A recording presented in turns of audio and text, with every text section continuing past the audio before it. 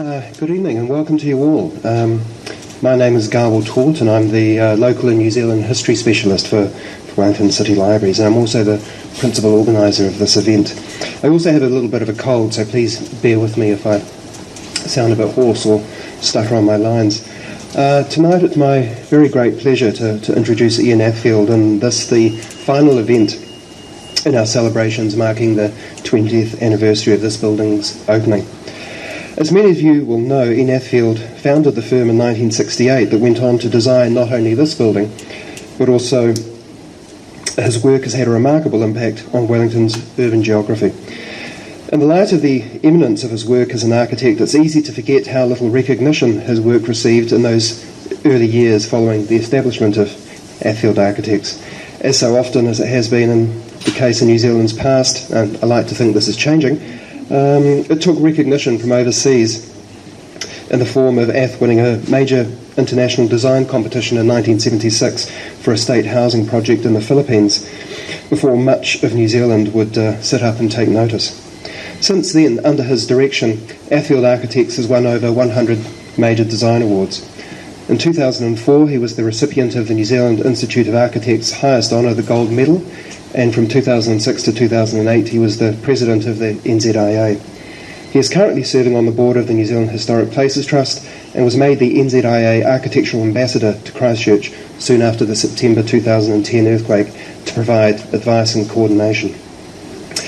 Athfield Architects have been responsible not only for this building, but also just out there, Civic Square, the Taranaki Wharf development, the Chews Lane apartments, one of my favourites, the First Church of Christ Scientists in Willow Street, the remarkable former Hewlett-Packard building, the Adam Art Gallery, and dozens of other buildings throughout Wellington and beyond. But my personal knowledge of the work of our guest goes way back to when I must have been no more than about 12 years old.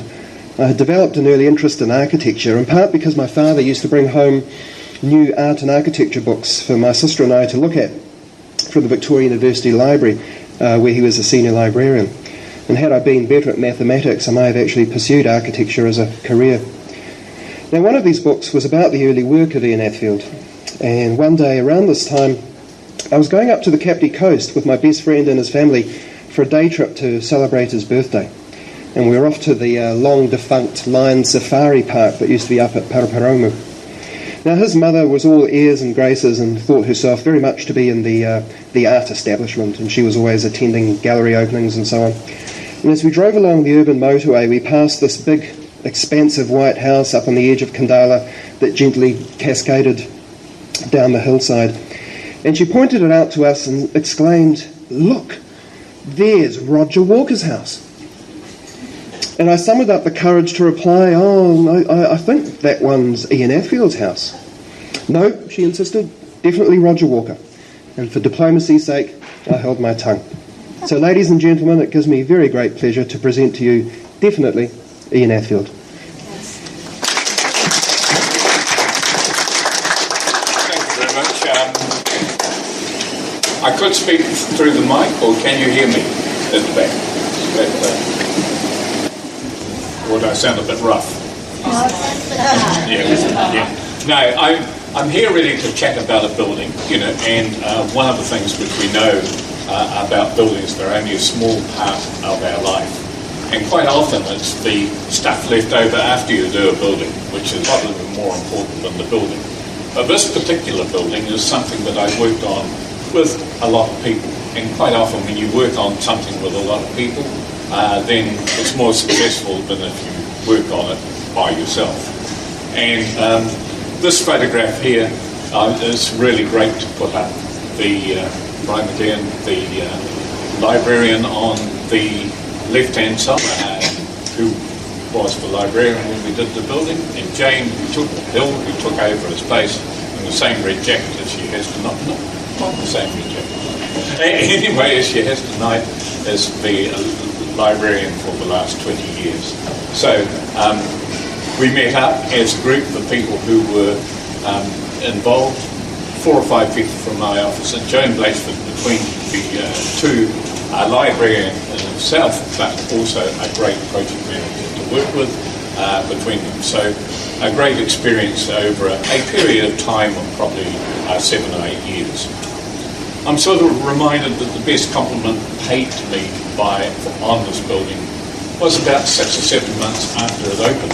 And I took a taxi from the airport home, and the taxi driver said, have you seen our new library? And I said, no, I haven't. He said, I really, really like it. And I said, well, that's good. He said, if I switch off the meter for a while, he said, can you bear with me while we go around the block? So he said, there it is, up there, and he went very, very slowly. And I said, how often do you use it? He said, I've never been in. But people tell me it's good, and I like driving past it. So that was really important. So for many people, it is the threshold. It's about coming to the building and leaving it. It's about hesitation, the relationship between public and private domain, and the coaxing people into spaces rather than the space itself. When we started this building, one of the things which I did learn very much about was threshold fear, because I have never been a great user of libraries, because I know that when I was 13 years old and went to the Christchurch Public Library, I thought I was going to have a relationship with a girl, and I kept condoms in my wallet. I have to say they stayed there for another 5 or 6 years. But when getting the change for the payment of the books, I tipped out my purse to find the appropriate amount of money, and my condoms fell on the counter in front of the librarian. And then, being so embarrassed, I left the library and never returned for some 10 years. This is a sort of a time to actually sort of bring back memories. Looking through the archives today, I was reminded this is a very, very vague drawing, so you're going to have to sort of obscurely look. There's the council building, there's the town hall, there's the art gallery. This was the library that was stepped up with the wedding cake end, and this was a scheme promoted by Langton Harbour at the day, when they had a major plaza going across from Langton Harbour to the city, on the assumptions that if they got something wide and big enough, everyone would actually be able to move out to Langton Harbour. And as a result of that, Morris Tebbs, who was the partner in Stevenson and Turner and Fletcher Construction, got together to talk to the city about the possibility about building a new civic centre. And on the basis that Fletchers would fund the development by producing an office building on the islet site or the circus site, it was suggested that they proceed. Morris, who was a reasonably confident architect, but in his own right felt that he probably needed support, asked Gordon Moller and myself to join him to actually bring up a few ideas about the city, which could include many of the things of the Civic Centre. So here we have a very early drawing of the council chambers, and we decided in the first place to build the Civic Centre on top of the Langton Harbour Bridge, with great portals actually moving out into the harbour. Now this was a rather monumental structure on the basis that we would be able to preserve the Charlins stores and other buildings which actually existed along the face of the library. So a number of images were produced. I'm afraid they're very, very vague, and including the incrustations on top of the columns, and then the proposed landmark building in Langton Harbour. So there are a number of things changed. So this would have been the Civic Centre. Fortunately or unfortunately for us, the city planner got up in the mood council meeting and said, if this proceeds, I will resign. So I'm afraid that's when our commission was really in doubt, and we actually had to toe the party line. So this would have been the images provided. Then finally we got to a point where we are working together, and we occupied a space in the old town hall at the bottom level. We worked night and day on various drawings, and finally got to a point where the complex of drawings were being looked at, so the complex of buildings were being looked at, and we were looking at ways of activating the space between Tudor Street and Victoria Street. Part of this was developing that junction of Victoria Street and Harris Street, the library, extension to the council offices, the existing council offices, the town hall, and the old library used as an art gallery. On the basis that one of the principal buildings would have been this development on the circus side, which would have been an office building. Unfortunately, this whole project started very soon after the 1986-87 share market crash, and by the time Fletchers were ready to produce the building, the $15 million offer, and actually vouched for this, was reduced to $25 million, and the office building was in doubt, and there it was.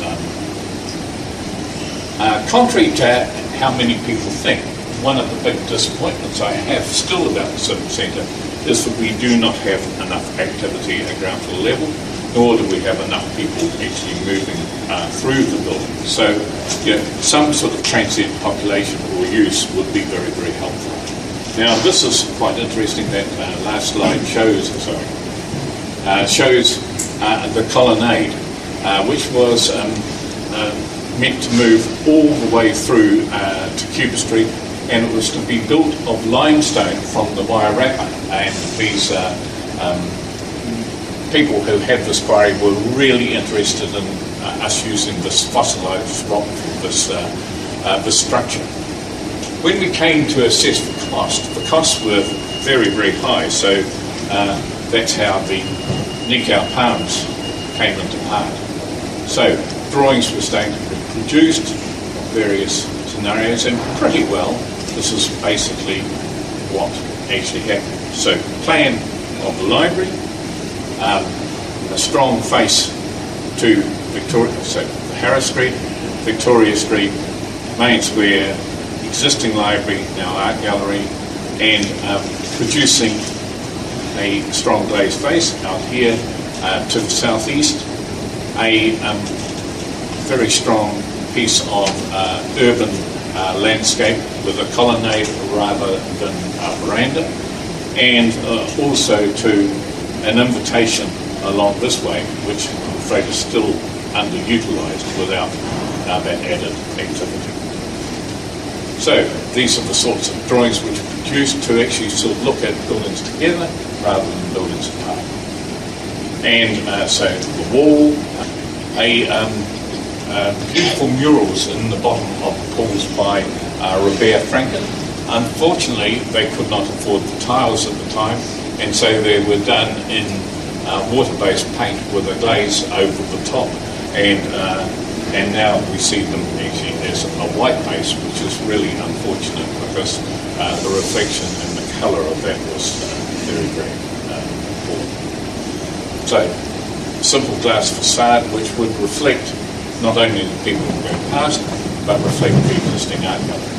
And then came the Nikau Palms, and when we suggested that the Nikau Palms replace the limestone columns, there was a lot of debate in the city, and they became an artwork instead of an architecture work, because architects can't do artwork. So after much frustration and worry, we did actually produce these, and we had a very, very good craftsman who made them.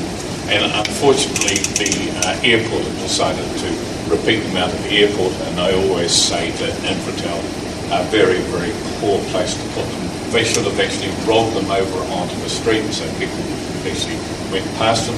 a bit like the Paul Dibble sculpture, which they put in the middle of a roundabout, which was undersized for the scale. Once you actually take something from one building and try and put it in another, then one should be looking at it slightly different. So there they are, galvanised iron, zinc, copper and stainless glass. And then within the inside, we used a number of artists where we could.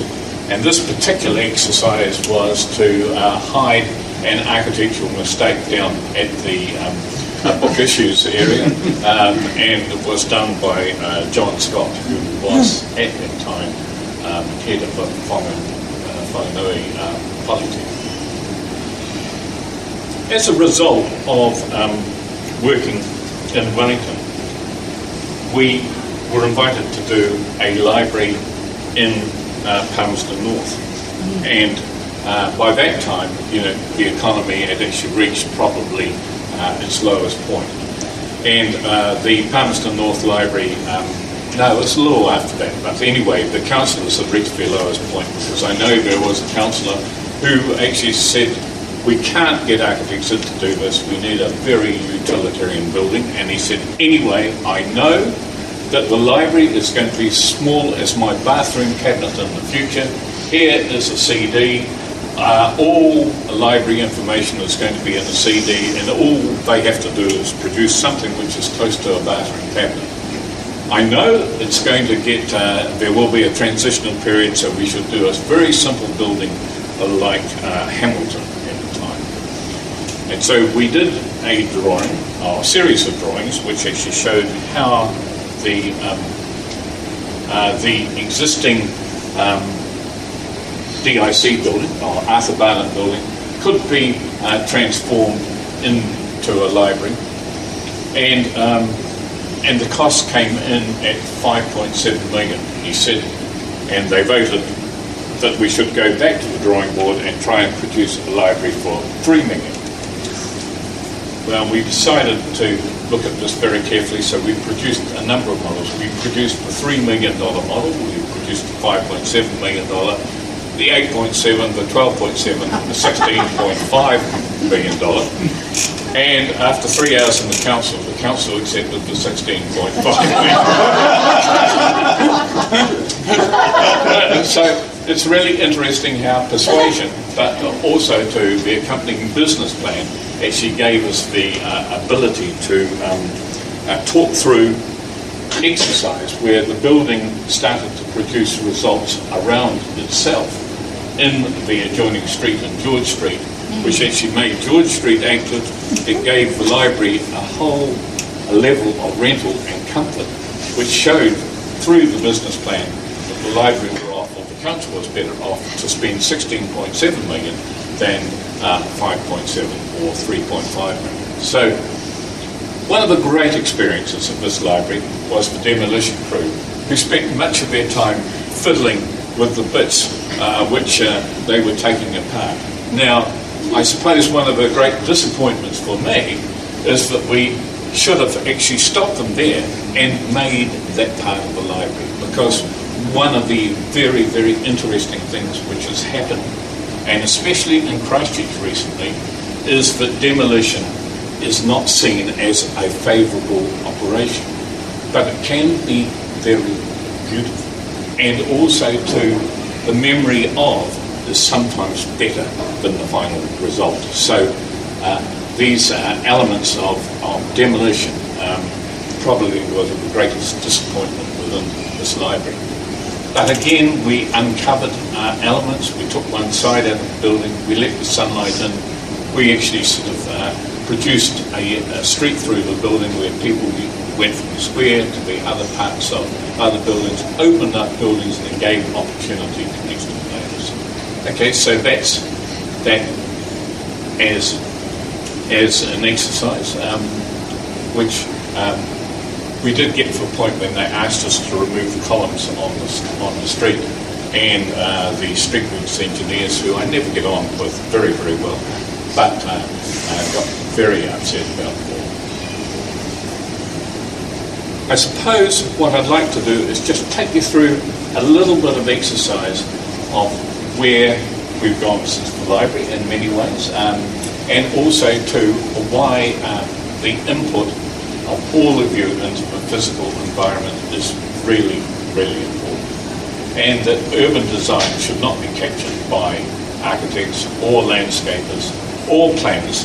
It is part of the public language. And we do need to live in much better communities where we have the opportunity of meeting each other by accident rather than by design. The greatest experience the City Library had in Palmerston North was the woman who traded her body out of the large print department for 6 months before they realised that she was using the public telephone to contact her clients. Her clients were ringing her in the large print department for her services, which was very, very interesting. And we also found that many young people actually come to the library so they meet people, engage in people who they probably would not meet over the internet in the same sort of way. So it was really important. So much of our society has been based on the possession of land and the separation of people. So the space between is not always the sort of space which is ideal. I mean, I made a mistake by trying to build a house of my own, and this has become very, very apparent. It's on the fault line, and then I built another house in the South Island because of romantic nature, and that's on the floodplain.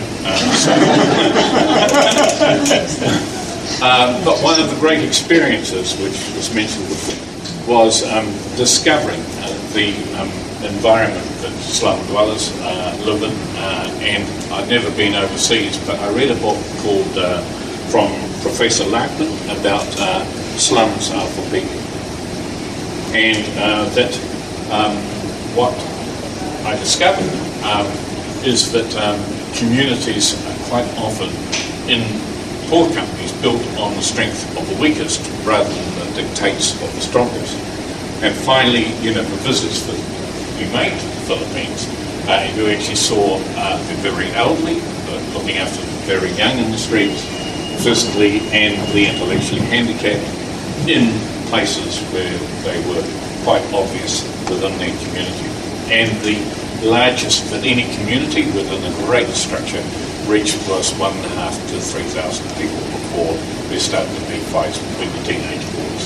So here we are, just a little exercise on those houses and the relationships of each other. One of the things which happened, we did win this competition for the construction of something like, I think it was $141 million we had the contract for, built these models, became quite enthusiastic about the regeneration systems, using methane, looking at work practices, looking at self-determination, and providing the sort of basic not too much in the way of infrastructure, but common materials which people could develop themselves, like instead of a myriad of materials which brands wants to create in separation. And then I had the privilege of meeting Imelda Marcus. That's me and Imelda Marcus. My son handed back that suit to me yesterday morning, saying, "You might want to wear it again, Dad." It had 27-inch cuffs and thighs so tight that I couldn't pull my trousers up properly. But it was one of those things. And Mrs. Marcus wore purple and stretching grows, which my mother-in-law had always said, never trust women who wear. Well, especially as stretching grows, they have those sort of the early version of tracksuit coats. And then we've had some sort of disappointments.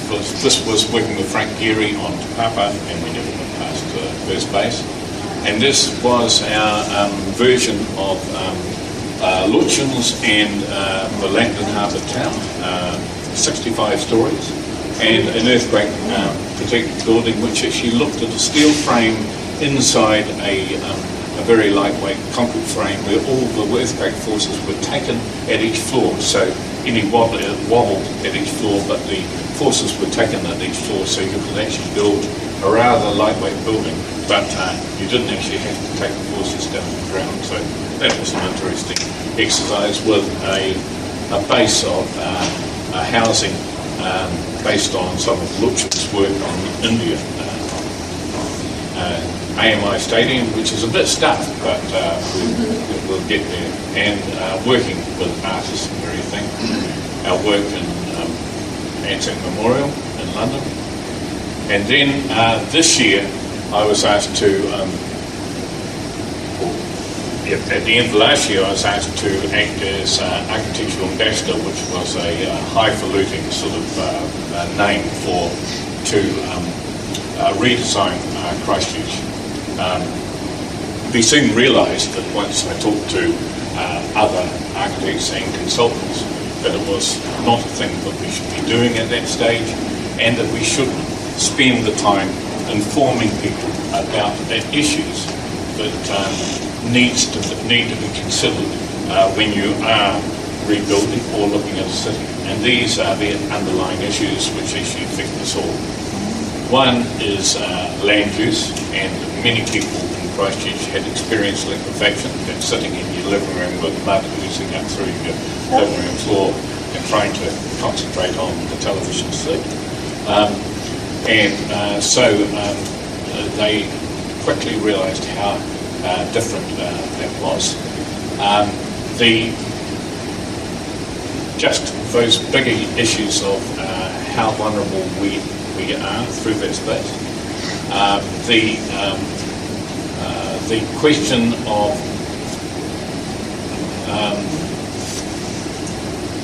heritage and how it informs but does not dictate, because in Christchurch we've had a lot of people who have tended to hug individual buildings, but in many ways it's buildings working together within the streetscape and working with each other, which is really important. We talked about urban design and how it is a common language to everyone. That's a space left over after you build a building, the hesitation between public and private space. We talked about the issues of transport, infrastructure and roading, and I was asked to be the spokesperson for that. The city did actually run the exhibition for a short period of time, and people put up notices. I did have two slides there, which when this 22nd of February earthquake took place, our exhibition stopped, and I decided that I would open up about how the city was a failure 30 or 40 years ago, and how they should change one-way street system to a two-way street system so that people could dawdle through town, and anyone over 65 would be able to make U-turns wherever they liked, and that they were taking too many people in the buses, too fewer people in the buses, and those buses shouldn't be running through the middle of town. So we know in Christchurch, and possibly here, we have too many buses actually moving right through the centre of town with too fewer people on. So in Christchurch, there were 2,000 buses per day going through the Cathedral Square, and 20 of them stopped. There was a free bus service produced, and that free bus service, the day before I was supposed to speak, I counted 17 people in the free bus, and the other 25 people that buses that passed me, there were 17 people in total, and they're all pensioners on the services card, and they weren't paying the city any money at all, plus the bus driver. So what we really actually, so don't trust the road planners. They have a division by themselves. But as soon as I uttered about it, they said, send that jerk out of town, and he knows nothing about transport and traffic. The city did actually have a public consultation day after that, made many decisions, and one of the interesting things, there were 5,000 stickers to change the one-way street system to a two-way slow-moving street system, and the city have now decided to adopt it, but they're going to adopt it over the next 8 years, which is really a great political decision. So this is Christchurch as we used to know it. Sad, isn't it? And many of the buildings, one of the most beautiful buildings in the Southern Hemisphere, the Basilica, was marginalised by a one-way street system, Barbados Street, which went straight through here where everyone, and the car parking for the Polytech and the Catholic Church surrounded it. And then on the 22nd of February, this is the city taken from the hills, and we've actually seen massive changes. Now these, I haven't upgraded these since February last year, this particular slideshow. We now have the Basilica probably half or a third of that size, surrounded by containers. It looks pretty good actually. The cathedral, which will probably have to completely come down. We were fortunate the other day to have an interview with the Anglican Church, and they asked us what we should do with the cathedral, and I said to the bishop, if you read the article in Sunday's paper, the bishop and the dean seem to be extremely happy about what's happening. I've just never seen so miserable people. They said, what would you do with the cathedral? And I said, well, look, I think you should rebuild it on the same site and let the left-footers build right next to you and have a space in between for the doubters. And then you would have the greatest tourist attraction in Christchurch. Of course, we lost the job through that.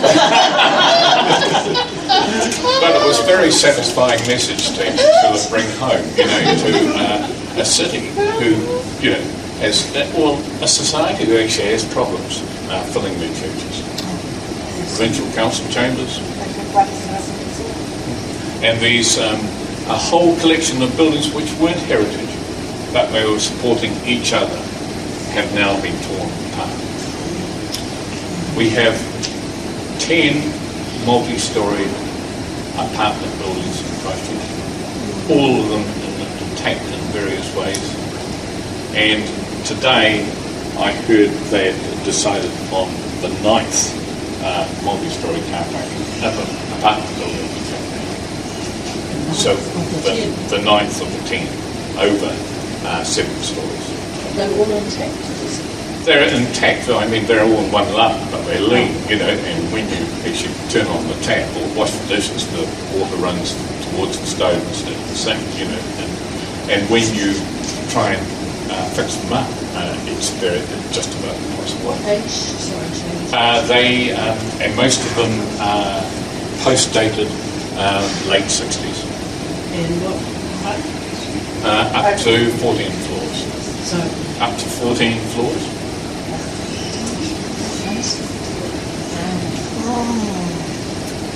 Now, I think, we are all aware of these situations, and this is why I think the challenges we have in our physical environment are really, really important. We actually have to look after what we've got.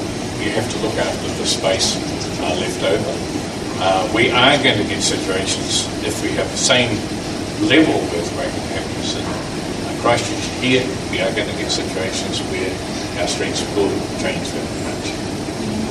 The history of the place will disappear. Quite often the pattern of the streets will remain. And so what we have to do is decide what is important, how we are going to relate to each other, and how we're going to support each other. Unfortunately, Christchurch has not come up with a vision. There are 5,000 to 7,000 sites condemned, so there are now 16,000 new sites created 2 or 3 kilometres away, while the land values in the middle of town are decreasing at up to 10% per month. So the challenges are all there.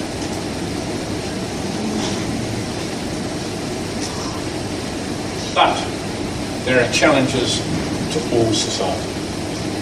And here, one of the interesting things, after Mrs. Marcus had spent 51 of 141 million that we were supposed to get in 1976, they invited us back to the Philippines at the beginning of this year to judge a competition for the re-housing of a squatter settlement just very close to Dagatanga.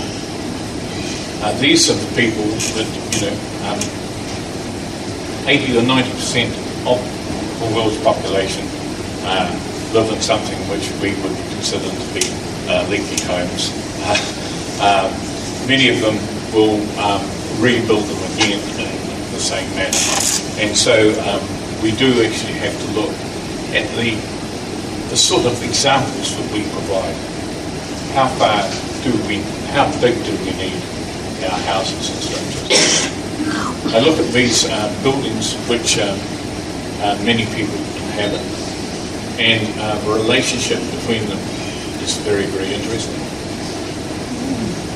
Is that the model which shows us the direction we're taking, or is that the model which actually shows us the direction we're taking in the future? There is about the actual use of the land. Like we put homes on beautiful market gardens and, of course, the prime soil gets used for housing. Well, I think, we have a great opportunity to provide leadership. We always underestimate the value of living in a place like New Zealand. We can provide examples of change. Are we building for these people in the manner we've always built? Or are we building for these people? The lessons come from both directions, which is really important.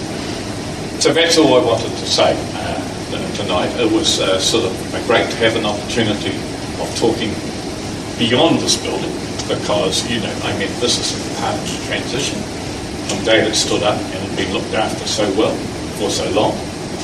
And I'm very happy to take any questions that you might like to ask. But I thought it's the architectural brain has been stymied really badly in Christchurch. We do have challenges, and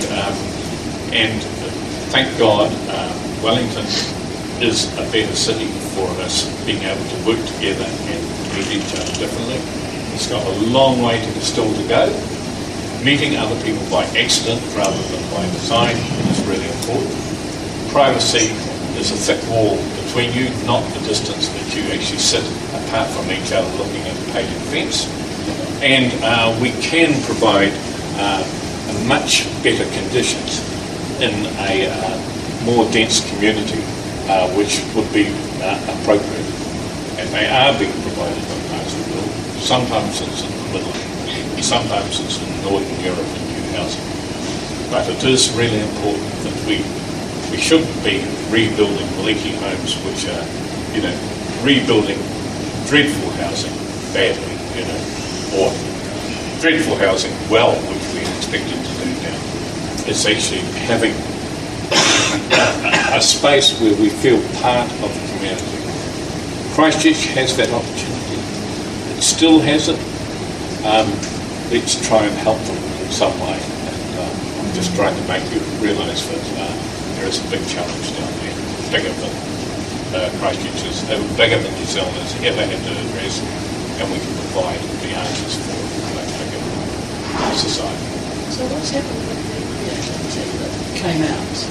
Well, the consultants that the Christchurch City brought out are very good consultants, but they are consultants who retweak existing environments, which, in Europe, which is absolutely fine.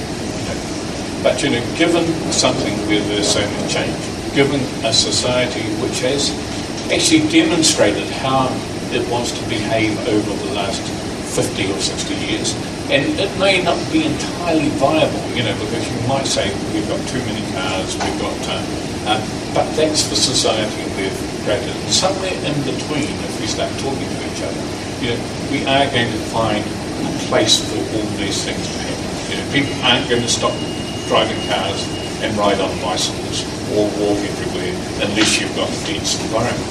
And if you've got a dense environment, it's very, very attractive to walk to places. If you've got a dense environment, it's very attractive to provide public transport. But if you actually have to, you know, when we presented to the city recently, the expert from Canada on car transport said, we have a very good idea for women who are going to shop back at Valentine's. That's a valet car service. And I said, what do you mean? She said, well, the women will come into town, they'll park in Morehouse Avenue 2 kilometres away, and we'll provide a valet car service to Valentine's. I said, you must be fucking mad, you know. I mean, they would be really happy driving very slowly into town and parking as close to Valentine's as they possibly can, and then they need a route around the block where you only do left-hand and pick up their friend or mum who wants to pay, you know, the lay-by off, and then go home. You know, I mean, that's the pattern, and we actually have to build off that pattern. We can't sort of import something else, and as we build off that pattern, we'll actually get sort of, you know, the appropriate changes with. I've often told the story. My parents said we won't move to Wellington. We've actually found them a little old house in Eastbourne. My dad said, well, we need to have a look at it. And then we went around the block. He said, well, where's the library? Where's the supermarket? No, where's the medical centre? So we went round. He said, perfect. He said, I only have to make left-hand turns to each of those and get back home. So that's important. So that's basically what I want to say. If there's anyone wants to ask me anything, that's Thanks a lot for the Palms, but also I'd like to ask about any sort of pressing changes to the library since you designed it, whether you had any disappointments about what they've done to it. Which one? The changes to this library after it was made.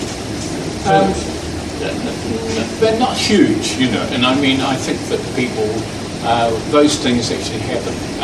You know, I mean, we're very, very lucky just to be brought back to the library in the last few weeks to actually sort of look at where it's come from and not necessarily where it can go back. Because, you know, I mean, I suppose, you know, true architecture provides a background for other people to actually sort of make the changes. I'm not I'm not fanatical about, you know, what will actually happen. I find, you know, that people interpret this quite differently. I'm not a fashion man, really.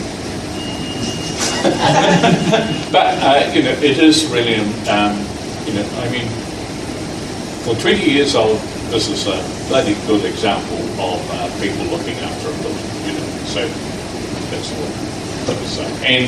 And very few impulses to actually make changes.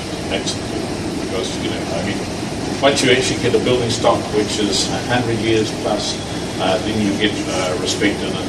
Then you don't actually find buildings separately which are better than another building. You know, some of the buildings which we look at as heritage buildings today were great buildings in the first place. You know, and Christchurch has the opportunity of actually so the only thing that you have in Christchurch is some semi-temporary buildings which are painted black. You'd only give them one requirement, black paint or something like that. And so the Historic Places Trust in 40 years' time will zone all the black post-earthquake buildings. It's very important, just like they zoned the workers' cottages of 1850. Okay, so, you know, I mean, I think less is better than more, you know, and, you know, you can actually go crazy on things for a short time of life. Yeah, thank you for your really informative presentation. I've just been sitting here thinking about what you said about like Philippines and slums there, or the third world housing, as we should call it there, and thinking about New Zealand's quarter-acre paradise.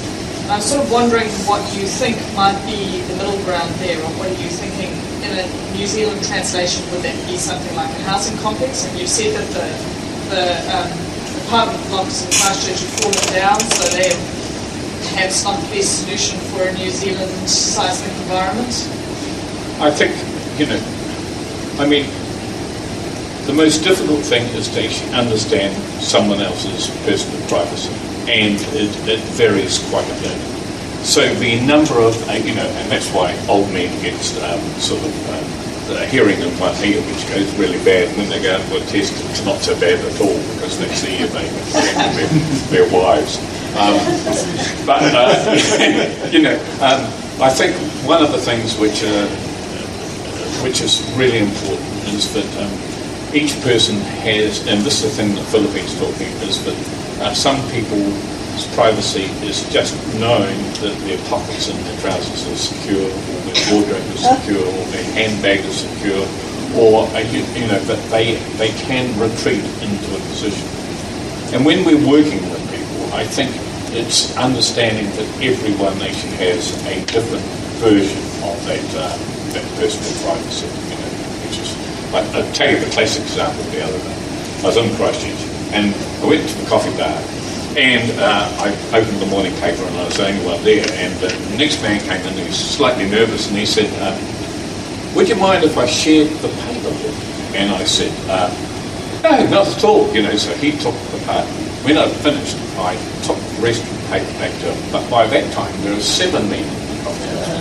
And I said to him, thank you very much for sharing the paper with me and not talking while I'm reading the paper. And he said, why do you say that? I said, I give the paper to my wife, and the first thing she does is read the bit of the paper which I've given to her while I'm trying to concentrate on my bit. And 5 other men stood up and clapped.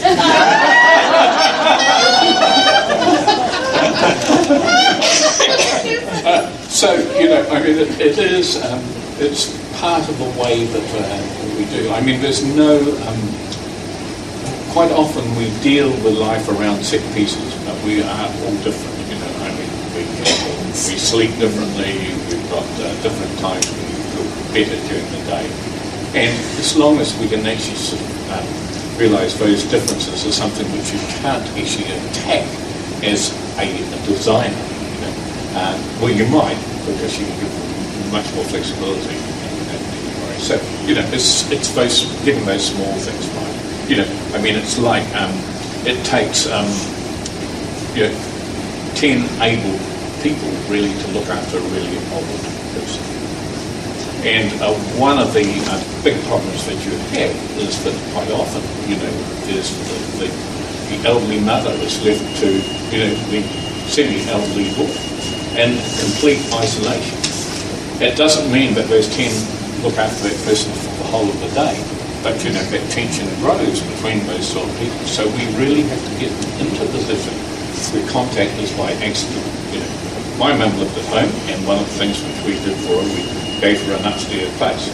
She really liked that upstairs place, but she'd go up and watch the man next door, who she thought had a condition, and spent a lot of time analysing what his condition was. But she would never let him see her, so she had the windows, the shutters, the heavy curtains, the light curtains, and then inside the light curtains she had pieces of newspaper and other bits there, so she could lift up these little flat things and see people. But 20 times a day she would walk up those stairs and down those stairs, and she lived with us till she was 96. So it's those sorts of things which are important. And around us we probably didn't have enough help, but it's just actually changing the way we think about a pattern of suburbia based on land possession and rules which actually separate you from your neighbour is probably one of the most insidious things that we have, and we should be able to change it relatively quickly. Instead, we keep going out to the countryside and invading new land. It might mean we need a new model, really like the model you had in Palmerston. Yeah.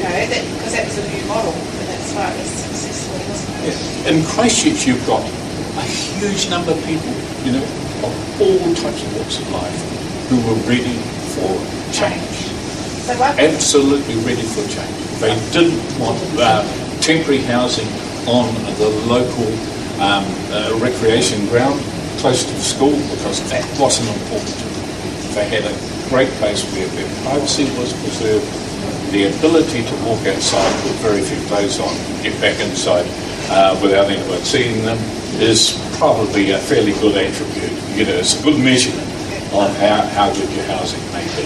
You know, if most people won't do that. Why couldn't they just build a new city on the Wellington Airport that goes to our things? Why couldn't they just go in there and have a model that's different and say, well, you've got an XYZ house, this is what we determine as the worst of this XYZ house, and we'll do a direct exchange if you'd like to participate in this development. I think there are many ways. You know, in 1970, and we've had three sort of economic downturns, you know, over 70 into 75 one, the 87 through 90 on one, and now this one, which is probably the more important one, because it is about the physical part. It's affected a lot more people in many ways, so this is the time to actually make those changes. Many years ago in the States, I met a person who developed what he called affordable housing, and affordable housing was what you can afford, really. But you know, one of the things that he did, he took large tracts of government land, or not government land, infrastructure land, and he said, okay, we're going to build 300 family or housing units for various people. You know, we do know the family structure is quite different than it was 20 or 30 years ago. We'll build 300. And what we're going to do is we're going to say, right, look, you know, you want 10 million for this land, or 20 million for the land to be Port Authority. We'll give you 20 million, but that's 20 million in 20 years' time. That's fixed. They agreed on the price. And then he went out to the market and said, right, you can lease this land. You don't have to buy a freehold. But each year, you can freehold the land. And he gave fixed figures for freehold, which was fair and above board. Then he went to a lending institution, and he said to the lending institution, I have 300 mortgages. The longest that you lend money for on a fixed rate is 5 years at 6%. We want 7 years at 5% or 5.5%. And so with those two packages, he went out to the market thinking he was catering for the retiree. But he sold it to a great diverse group. And 95% of freeholds were taken up within the 5 years. And he built something like 10,000 houses. Now that, you know, just interesting as that, it's just a very, very simple model. So it's about, you know, putting things to, and he used very good consultants doing it. Unfortunately, you know, most of them were young couples, you know, on two incomes who actually could understand the equation for that and took them up very, very quickly. And, you know, I mean, that's the sort of thing we should be doing. It's not necessarily about, you know, sort of architecture sort of styles. Okay. Thank you. I just, sorry. It's okay. Global warming, you touched upon it.